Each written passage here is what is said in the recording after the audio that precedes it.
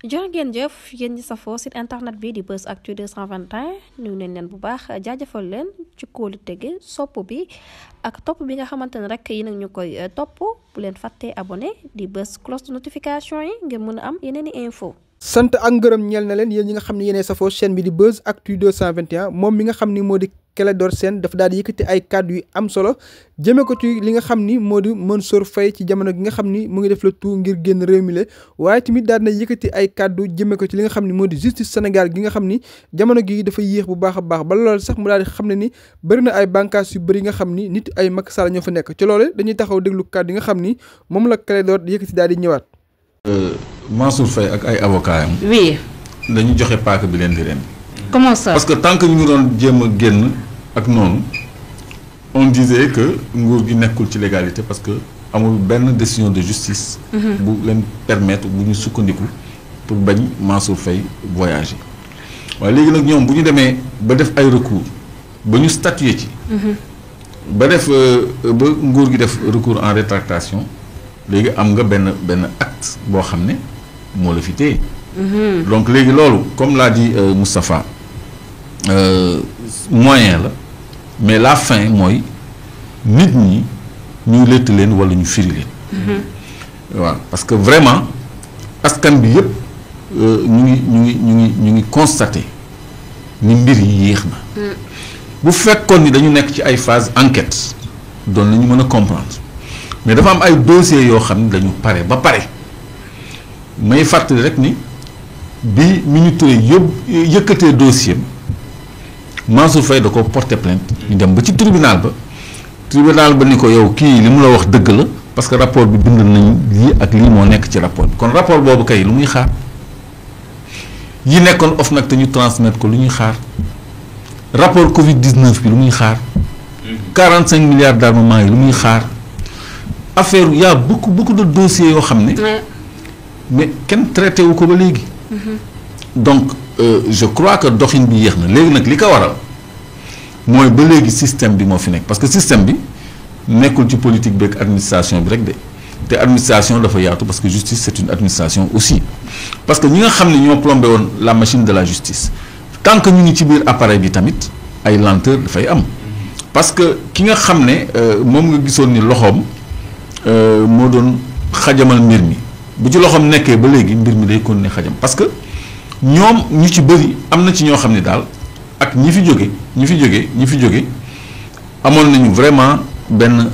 cadre de collaboration xamante woon nañu parce que l'autorité politique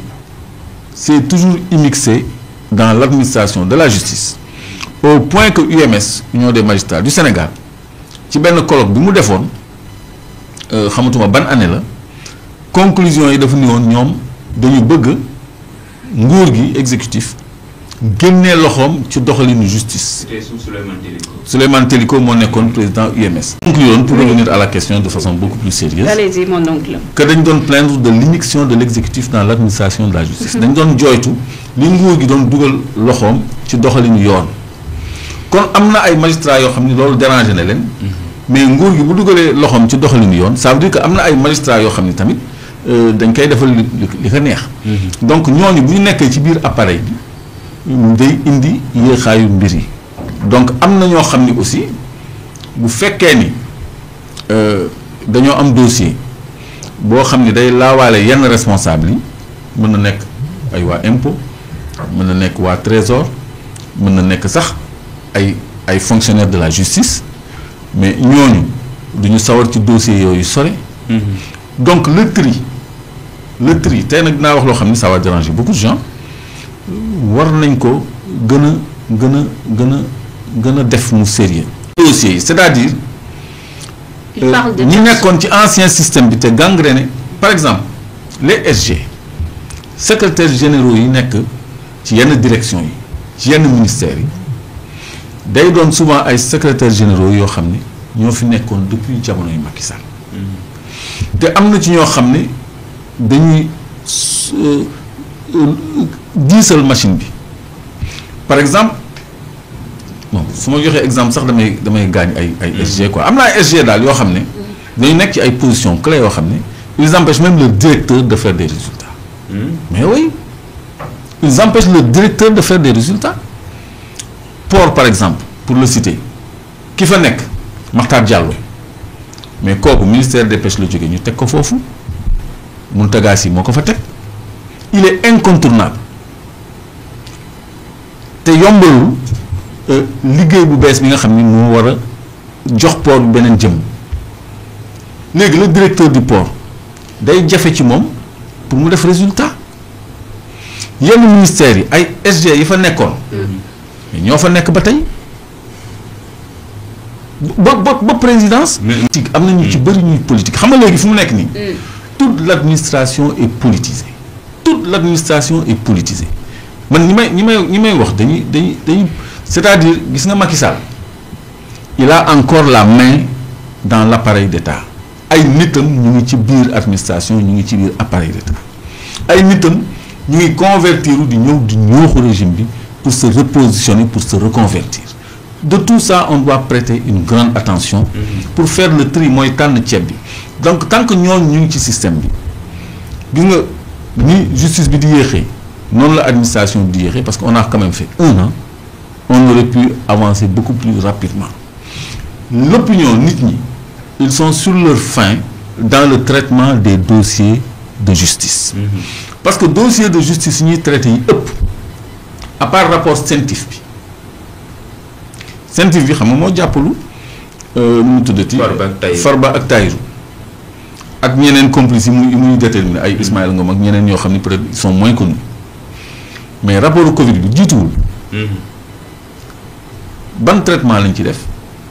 léegi ñeneen ñi ñu arrêté ñëpp ay problème personnel la ñu am ak ay nit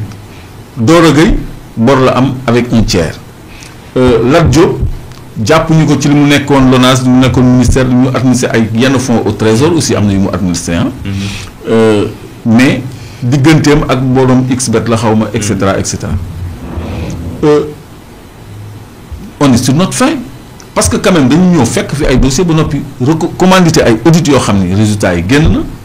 mais nañu donc est-ce que c'est toujours mauvais kon que exécutif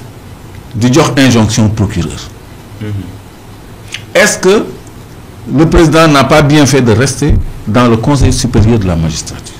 mais imaginons ñu bàyyi woon magistrat yi ñoom kenn kese fan la justice di am suuf bu ñu dagg am na cité magistrat léegi foofu bu amee litige léegi ban magistrat moo koy réglé bu fekkee ni ñoom am nañu fa suuf xoola érogène ñu annulé ay boo wala ay titre foncier ay suuf yu ñu joxe mu am fa ay officiers yoo xam ni amoon nañ fa te jaay nañu seen suuf mais ñooñu tey jii ki ñu jaay suuf bu wëlbati koo porte leen plainte du ñu am problème te encaissé nañu seen xaalis ba pare mais kooku bu doon magistrat la au lieu mu nekk officier bu doon magistrat moo fa am mu jaay kenn dossier boobu ñëw tribunal mais